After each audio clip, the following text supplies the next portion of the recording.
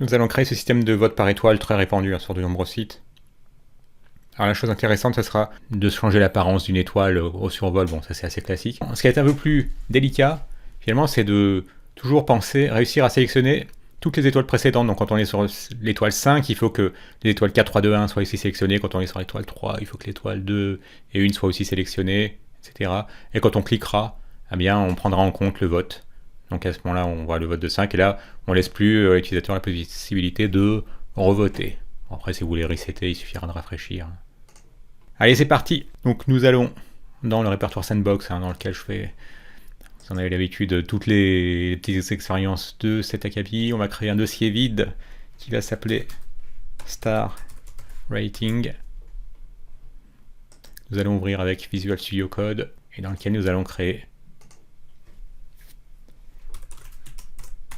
un fichier HTML qui au départ aura une structure habituelle, avec de tabs, avec de point d'exclamation tab, on crée ce petit squelette de document qui aura pour titre Star Rating. On va créer une petite CSS. Bon, il n'y a vraiment pas grand chose dedans, mais c'est juste pour garder les bonnes pratiques à bien séparer les CSS du HTML. Là, on aura une simple custom class checked.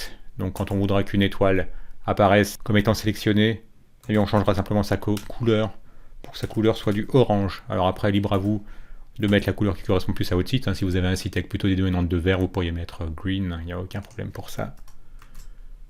Et donc maintenant, nous pouvons ajouter un lien vers cette CSS pour être sûr qu'on pointe bien vers la nôtre. J'aime bien faire un point slash, voilà, comme ça nous permet de lister tout ce qu'on a en local. On a bien ce style.css. Et donc maintenant, ce qu'on veut faire, c'est utiliser Fontosum. C'est avec Fontosum qu'on a ces étoiles, aussi bien les noirs que les... Bon, une fois colorées, c'est simplement notre classe CSS qui sera appliquée. Donc on va récupérer Fontosum sur un CDN. Alors attention, hors caméra, j'avais voulu prendre quelque chose de plus minimaliste. J'ai peut-être pris celle-ci, fontosum.min.css, ça ne marchait pas, donc pensez bien à prendre all.min.css. On ajoute, on va le mettre au-dessus, un autre lien,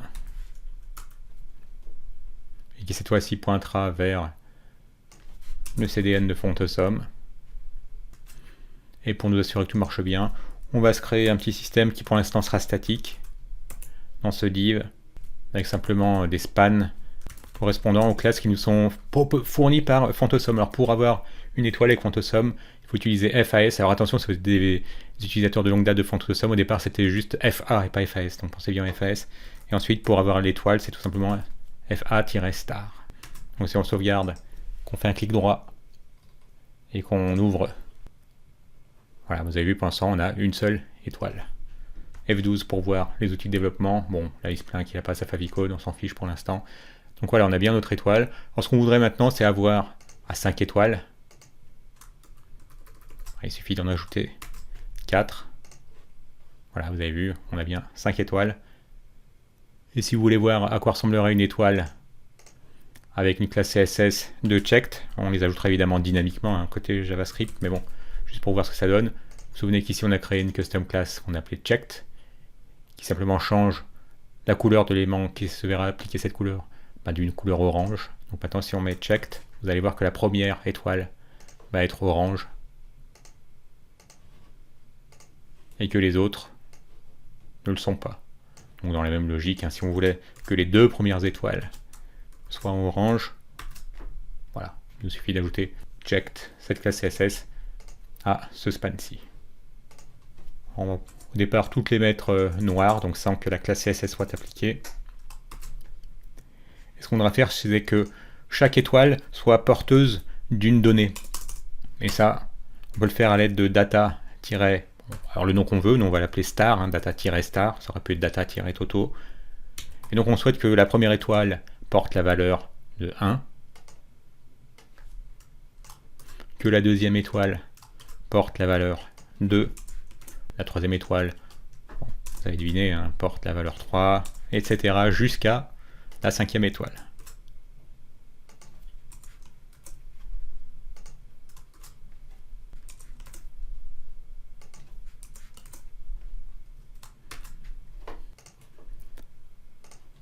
Et donc si on sélectionne, clic droit et qu'on inspecte, et on voit maintenant que chaque span porte, enfin on reconnaît bien ce qu'on avait dans d'autres IDE, et on verra dès la prochaine vidéo comment rendre dynamique le fait d'ajouter ou pas la classe CSS qui permettait de colorer une étoile en orange et surtout de pouvoir récupérer la valeur associée.